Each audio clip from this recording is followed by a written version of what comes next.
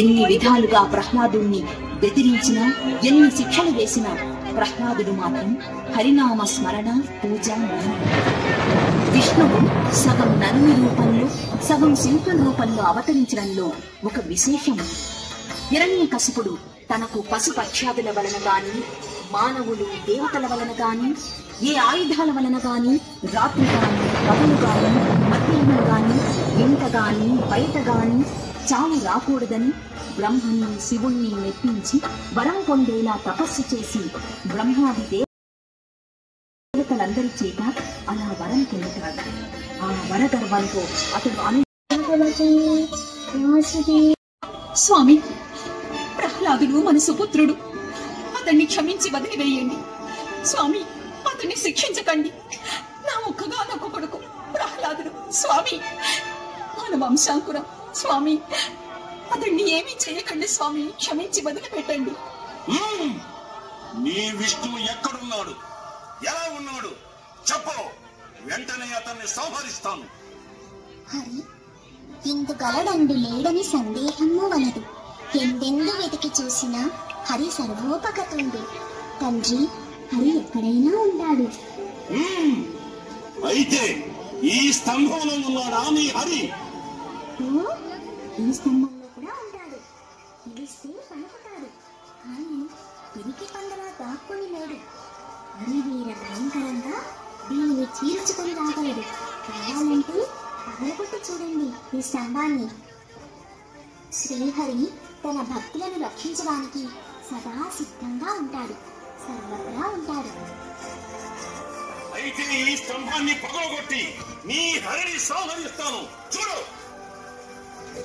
తండ్రి, నీవు శరణ వేడుకో, నిన్ను క్షమించి అనుగ్రహిస్తాడు, నీకు ప్రాణభిక్ష పెడతాడు. అతడు నాకు ప్రాణభిక్ష పెట్టడం ఏమిటి? నేనే అతడి ప్రాణాన్ని నా గదాఘాతంతో సంహరిస్తాను.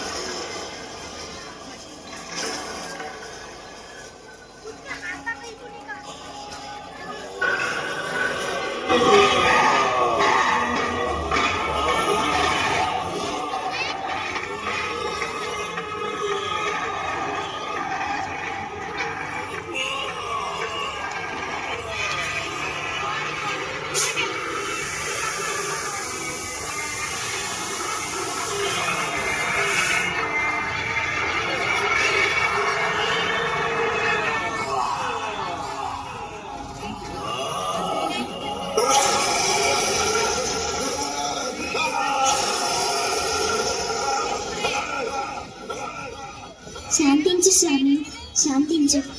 నా తండ్రి గారికి మోక్షాన్ని ప్రసాదించు.